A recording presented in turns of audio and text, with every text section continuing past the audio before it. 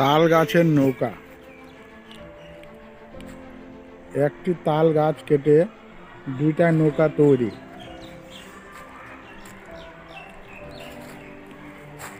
দেখেন, এই নৌকা দিয়ে দিঘিতে মাছ ধরতে পারবেন। বন্যা হলে বাঁচার জন্য সুবিধা।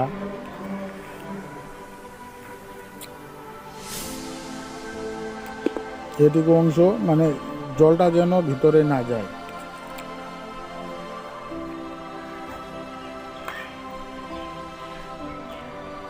ভিতরে শ্বাসটা কাটে ফেলে দিতে হবে, তারপর রাউন্ড করে নিতে হবে। এটা একদম কমপ্লিট তৈরি হয়ে গেছে। এটা বাকি আছে, এদিকে পরিষ্কার করতে হবে। দেখেন, এক তাল গাছে দুইটা নৌকা তৈরি। কোনো এক্সট্রা কাঠ লাগবে না, কিছু লাগবে না। খুবই ভালো।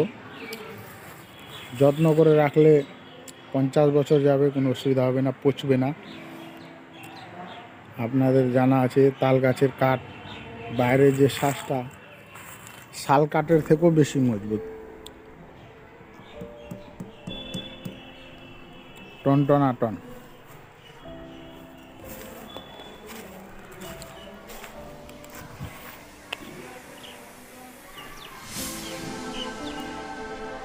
বিক্রিও করা হয়।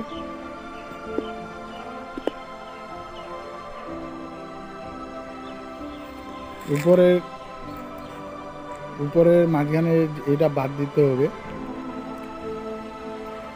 কারণ তো এই সামনের দিকে ডিজাইন করা যাবে না, আর চৌড়াও হবে না।